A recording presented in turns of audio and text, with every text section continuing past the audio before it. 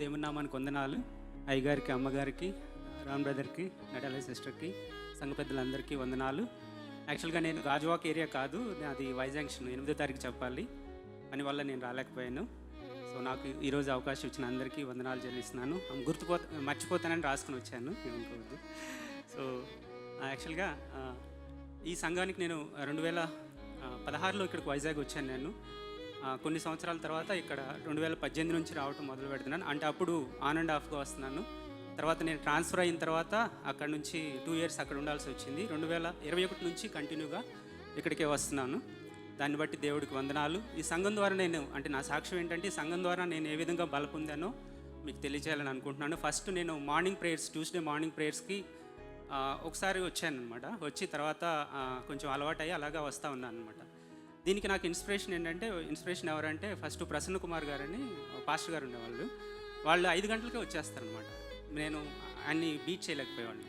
5:15, 5:30 అలా వచ్చేవాళ్ళు. ఆయన పెద్ద వయస్సు అయినప్పటికీ ఆయన 5 గంటలకే వచ్చినప్పుడల్లా 5 గంటలకు వచ్చేవాళ్ళు. సో అలాగా ఆయన ఒక ఇన్స్పిరేషన్. అలాగే మన శ్రీలక్ష్మి గారు ఉన్నారు. శ్రీలక్ష్మి గారు ఎప్పుడు మానరు, మంగళవారం ప్రార్థనలు ఎప్పుడు మానరు అనమాట. సో ఇప్పుడు అంతా ఫ్రీగానే ఉన్నాము, మనం ఇది మగవాళ్ళము అయినప్పటికీ ఎందుకు రాలేమనేసి అప్పటి నుంచి ఒక ఇన్స్పిరేషన్తో నేను స్టార్ట్ చేశాను. సో అలాగా ఫస్ట్ మన సంఘ వాళ్ళు వచ్చేవాళ్ళు. ఆ తర్వాత అద్భుత రీతిగా ఆ సంఘంలో మనం ఇక్కడికి వచ్చినప్పుడు మన అవసరతలు కాదు కానీ యవనస్తుల కొరకు, ముఖ్యంగా మన రాష్ట్రం కొరకు, దేశం కొరకు, ప్రపంచం కొరకు ప్రార్థన చేస్తున్నప్పుడు మనం ఒక ఇన్స్పిరేషన్ పొందుతాం. నేను అందరి కోసం ప్రార్థన చేస్తున్నాం అనేసి ఒక ఇన్స్పిరేషన్ పొందుకున్నాం అనమాట. దాని ద్వారా ప్రార్థనా జీవితం ఎలా గడపాలో కూడా దేవుడు నాకు నేర్పించాడు. ముఖ్యంగా వరల్డ్ మ్యాప్ ఇక్కడ పెట్టుకొని అందరూ దాని మీద మోకాళ్ళుని ప్రార్థన చేస్తారనమాట. అప్పుడు ఒక ఇన్స్పిరేషన్ వస్తుంది మనకి. సో దాన్ని బట్టి నేను చాలా బల పొందాను ఈ సంఘంలో. సో అది ఒక సాక్ష్యంగా నేను చెప్పాలనుకున్నాను. ఇంకోటి నాకు దేవుని మహాకృపను బట్టి ఈ సంఘం దాన్ని బట్టి నేను నాకు ప్రీచింగ్ కూడా ఇస్తున్నారు అప్పుడప్పుడు.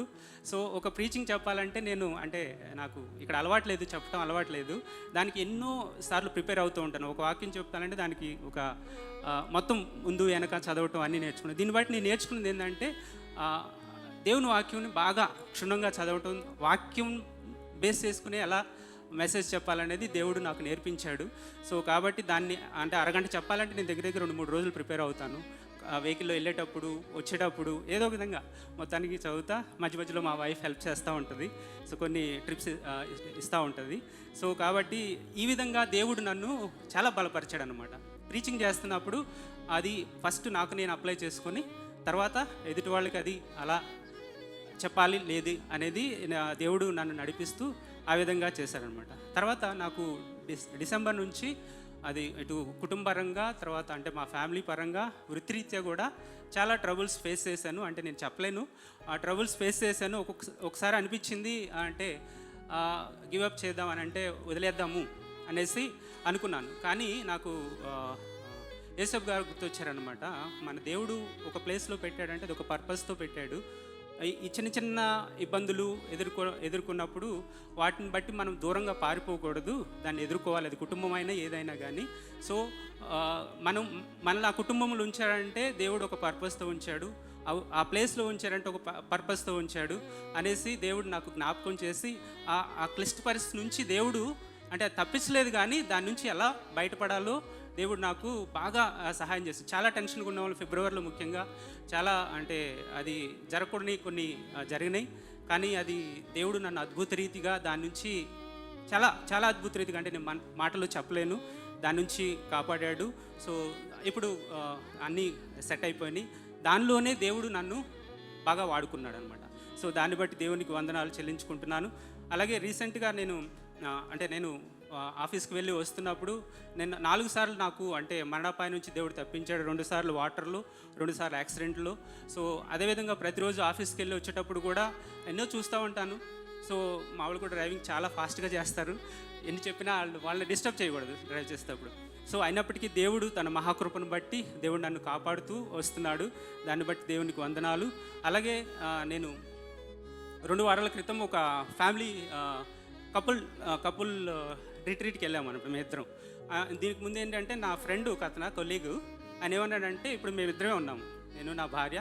సారీ, నా భార్య పేరు వేణ, నా పేరు అంజయ్య, నాకు 2 పిల్లలు. పాప పేరు అక్షయ, 3rd ఇయర్ ఇంజనీరింగ్ చదువుతుంది. బాబు పేరు ఆశీష్, 2nd ఇయర్ ఇంటర్మీడియట్ చదువుతున్నాడు ఇప్పుడు. సో ఆయన ఏమన్నారంటే, సార్ మీకు ఇప్పుడు ఎవరు లేరు కదా, పిల్లలు లేకుండా ఎలా టైం మేనేజ్ చేస్తున్నారు అని అడిగాడు అనమాట. అడిగితే నిజంగా అది కష్టమే. ఎందుకంటే పిల్లలు ఉంటే మన కోపం కానీ లేదా సంతోషం కానీ ఏదున్నా కానీ వాళ్ళ మీదకి నెట్టేస్తూ ఉంటాం. చాలా వరకు అందరి కుటుంబాల్లో జరుగుతాయి. గొడవలు జరిగినప్పుడు వాళ్ళే పాపం బ్లేమ్ చేస్తాము. కొన్నిసార్లు వాళ్ళని ఇండైరెక్ట్గా తీసుకుని మనం బ్లేమ్ చేస్తూ ఉంటాం. సో అలాగా ఉన్నప్పుడు ఇప్పుడు ఒంటరిగా ఉంటే అది ఎలా సాధ్యం? అది నిజంగా కష్టమే యాక్చువల్గా. అంటే చిన్న ఆ కాన్ఫరెన్స్ ఎందుకు చెప్పానంటే, ఆ కాన్ఫరెన్స్లో మగవాళ్ళ మైండ్ ఒక స్క్వేర్ లాగా, బ్లాకుల్లాగా ఉంటుందంట. మీరు వినే ఉంటారు కొన్నిసార్లు. మగవాళ్ళ మైండ్ బ్లాక్లో ఉంటుంది, ఆడవాళ్ళ మైండ్ లింక్ చైన్ లాగా ఉంటుంది. ఓకే, చైన్ అంటే ఏంటి? ఒకదాని లింక్ కలిసి ఉంటుంది అనమాట. మగవాళ్ళు ఏంటంటే, ఇప్పుడు నేను ఇది ప్రీచ్ చేస్తున్నానంటే ఇదే గుర్తుపెట్టుకుంటాను, ఇదే చేస్తాను, వెళ్ళిపోతాను. ఆఫీస్కి వెళ్తే ఆఫీసే గుర్తుపెట్టుకుంటాను, ఇంటికి వచ్చేస్తాను. కానీ ఆడవాళ్ళు ఏంటంటే, ఒక చిన్న విషయం పడితే దాని నుంచి మా పేరెంట్స్ వరకు వెళ్ళిపోతారు. అంతే కదా, ఎవరికైనా అది అంతే. సో అది అంటే న్యాచురల్ థింగ్. అది దాన్ని ఎవరు అంటే చేయడానికి లేదు. అంటే నేను తప్పు పట్టలేదు, దేవుడు సృష్టించిన సృష్టి ఇది. సో ఒక ఫ్యామిలీ అంటే వీక్నెస్లు ఉంటాయి, అలాగే స్ట్రెంగ్త్లు కూడా ఉంటాయి. సో మనం ఇట్లా పెట్టినప్పుడు ఏమవుతుందంటే, రెండు వీక్నెస్లు ఉన్నాయి అనుకోండి. ఈ వీక్నెస్లు ఎలా పెట్టినప్పుడు అంటే బంధం ఎక్కువగా ఉండదు అనమాట. సో అందరికీ ఒకే వీక్నెస్ ఉండదు, అందరికీ ఒకే స్ట్రెంగ్త్ ఉండదు. ఇద్దరికి భార్య భర్తలకి. సో ఇలా ఉన్నప్పుడు ఇది మనము స్ట్రాంగ్గా ఉండము, ఇలా విడిపోతాం అనమాట. అలాగే ఇది స్ట్రెంగ్త్ అనుకోండి. ఈ వీక్నెస్లు ఇలా పెట్టుకుని ఇలా ఉంటే బంధం చాలా స్ట్రాంగ్గా ఉంటుందని ఆ కపుల్ మీటింగ్లో చాలా క్లియర్గా బాగా చెప్పారు. సో అలాగా ఇప్పుడు మమ్మల్ని ఇద్దరమే ఉంటున్నాము 1 సంవత్సరం నుంచి. దేవుడు మమ్మల్ని వాడుకుంటున్నాడు. ఓకే, ఎక్కువ ప్రేయర్ టైం గడపడానికి మాకు సమయాన్ని ఇచ్చాడు. ఎందుకంటే ఇంకోటి, ఒకళ్ళనొకళ్ళు అర్థం చేసుకోవడానికి 20 సంవత్సరాలు అయింది మా పెళ్ళయి.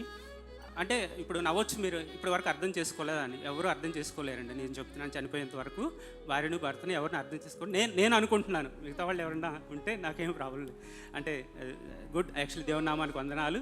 సో ఇలాగ ఈ టైంలో మనం ఒకళ్ళనొకళ్ళని అర్థం చేసుకుని దేవుని సన్నిధిలో గడపడానికి దేవుడు మంచి సహాయం చేస్తున్నాడు. సో దీన్ని బట్టి వందనాలు. నా సజెషన్ ఏంటంటే, ఒకవేళ మన సంఘంలో ఆ ఫ్యామిలీ కపుల్ మీటింగ్ ఏమన్నా అరేంజ్ చేయగలిగితే so that will be good. అంటే మా కుటుంబం చాలా మేళ్ళు పొందుకున్నాము. సో అది చిన్నవాళ్ళు అంటే కొత్తగా పెళ్ళైన దగ్గర నుంచి వృద్ధ వయసులో ఉన్న అందరికీ ఉపయోగపడుతుంది. So we are not perfect, any time perfect కాదు. కాబట్టి దేవుడు ఆ విధంగా నా జీవితంలో అనేక మేళ్ళని చేశాడు, నన్ను ఉన్నతమైన స్థలంలో ఉంచాడు, దేవుడు నన్ను వాడుకుంటున్నాడు. సో ఉన్న ప్లేస్లో నేను దేవుని నామానికి మహిమకరంగా ఉండాలని ప్రార్థన చేయమని ఈ చిన్న సాక్ష్యాన్ని దేవుడు దీవించును గాక. ఆమేన్.